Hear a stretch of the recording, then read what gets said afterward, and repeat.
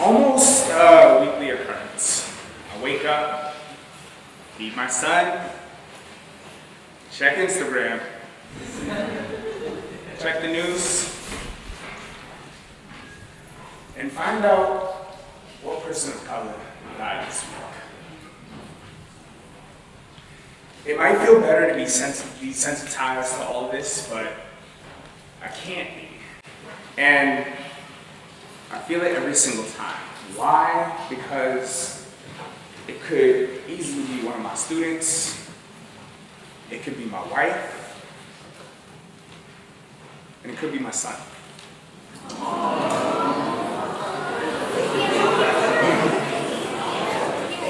He turned 5 months old yesterday. James Baldwin said, "You always told me it takes time.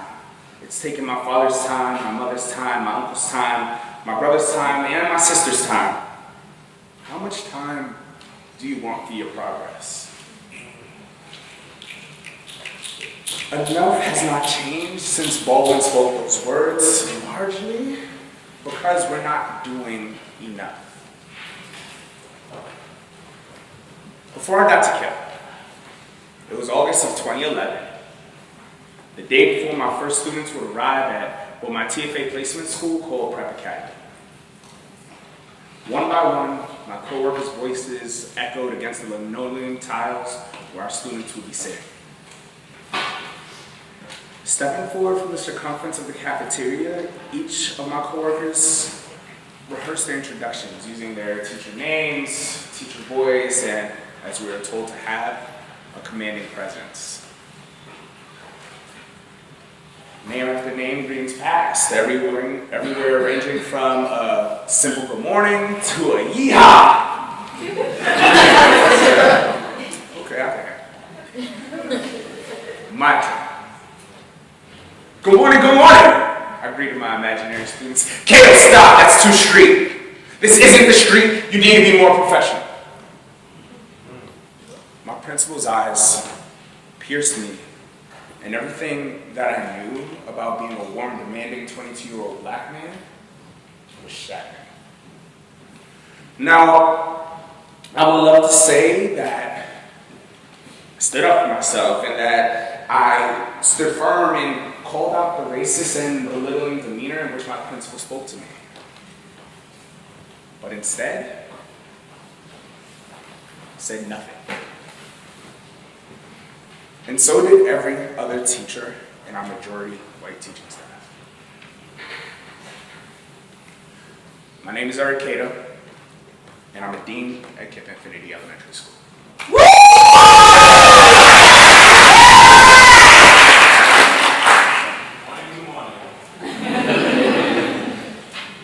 In our profession, working with brown and black individuals every single day, in the age of being woke, people often assume that because they're in education, because they work in our schools, that it automatically makes them anti-racist.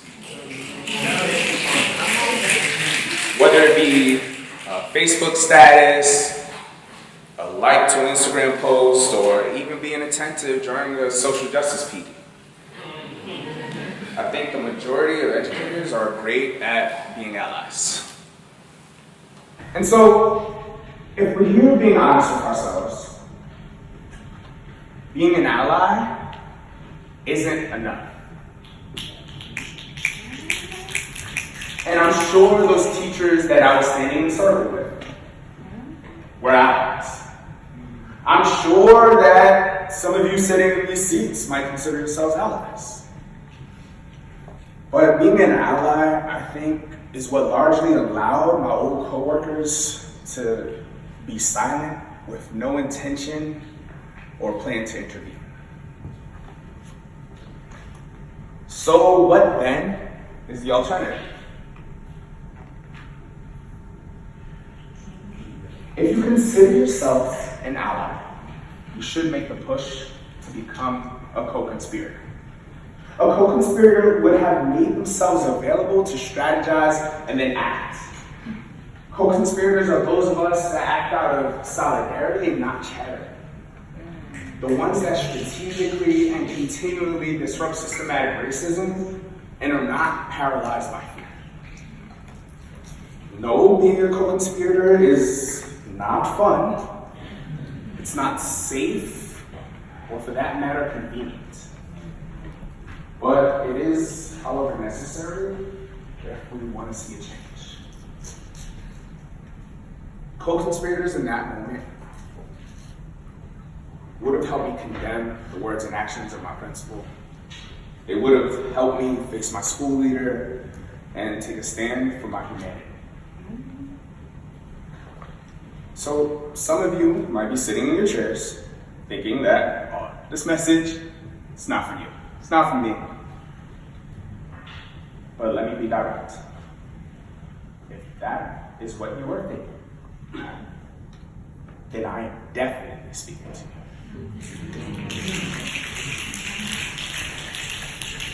There's a saying that all skin folk ain't kinfolk, and that's because being a person of color doesn't absolve us of our responsibility to fight for this person.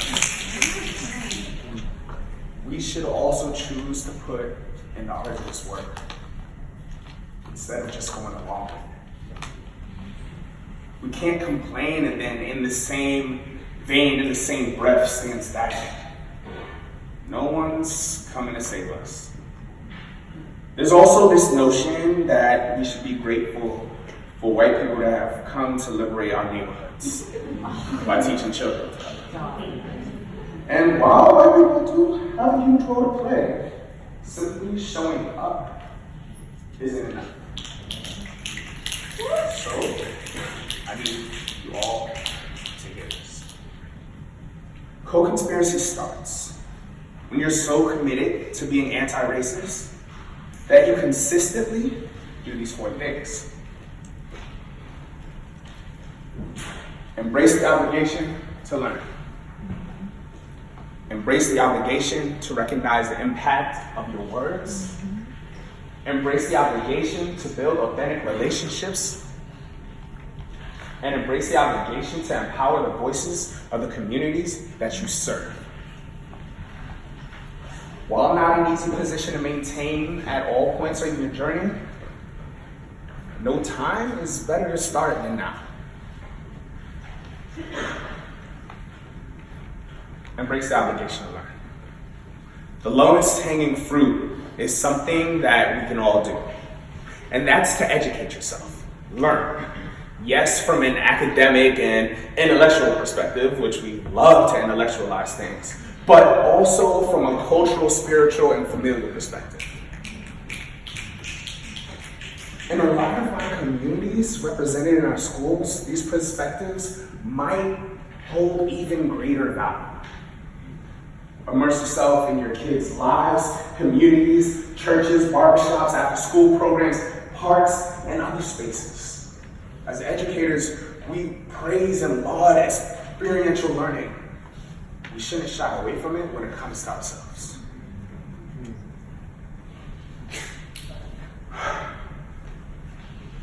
These are the places that you can begin to understand our students' cultures.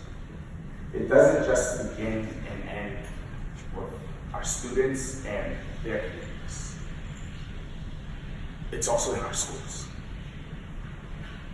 Take the time to listen and absorb the knowledge from your coworkers of color that they might be dropping in.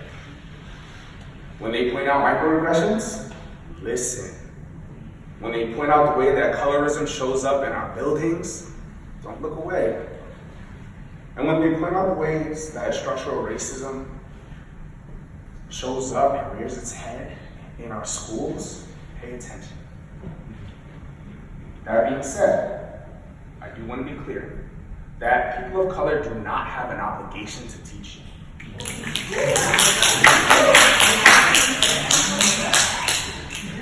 But if they do decide to take that on, listen, reflect, and ask how you can help.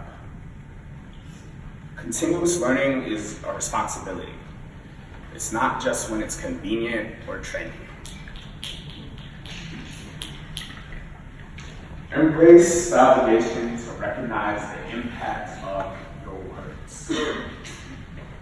Co-conspiracy does not end with learning. It doesn't end with accepting and expecting a lack of closure. And it doesn't end with building awareness. Again, if we're being honest with ourselves, we all know enough to do something. And that something includes recognizing the weight and impact of our words. Even our compliments. Countless times, people of color have heard some form of the same statement. He's so good with culture. Can you talk to them? They'll listen to you. Yes, some of our coworkers of color might be great with culture at times, but we also have to acknowledge that statements like these often end up being microaggressions that then abdicate the responsibility of the people that say them. So instead of asking your coworker of color to talk to them, maybe ask them what you should say or do so you can go and handle the situation. Maybe, if you're feeling bold enough, put your ego to the side and sit down and really listen and hear out what your kids want and what your kids need. Our kids are just humans, like me and you. Statements like, "You got the music, right? You speak so well. Wow, you have how many degrees?"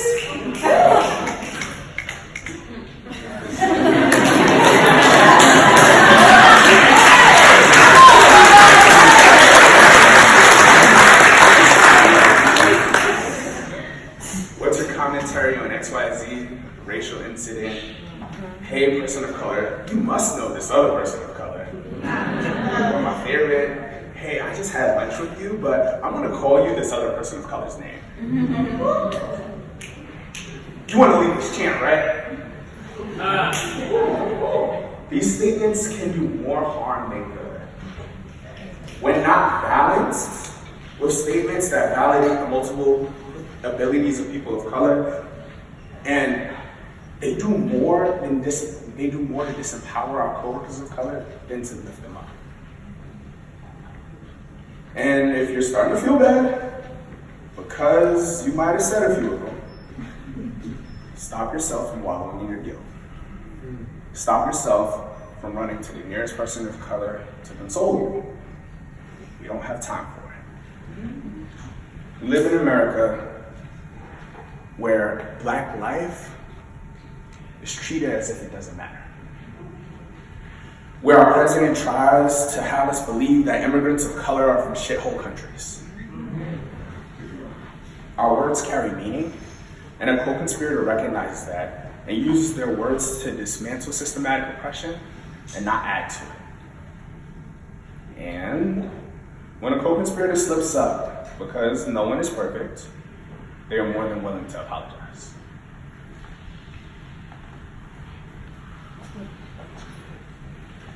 Embrace the obligation to build authentic relationships. Co-conspirators look to build authentic relationships in and with the communities they serve. Building relationships should not be a strategy to get kids to behave. It should just be what you do because our kids are humans as well. Sit down, talk to your kids at lunch and recess, but also remember that these relationships are not confined to the walls of our buildings. If you get invited to a game, go. If you get invited to a birthday party, if you get invited to a recital or church outing, attend. If your kids are in the hospital, go see them. Some people separate their authentic self from their teacher self. And when that happens, there's a missed opportunity for co-learning and true cohabitation. Co-conspirators don't blame parents or the community. They pick up the mirror and reflect on the authentic relationships that they have or haven't built. These relationships provide a gateway for even greater learning. Not just by our students, but for us as adults as well. Embrace the obligation to empower the voices of the communities you serve. Co-conspirators actively work to empower the people of color around them. Whether that means providing access for their voices to be heard or using their privilege to try to ensure the safety of people of color when they speak out. Empowerment is not pushing people of color to the forefront to give yourself a pat on the back.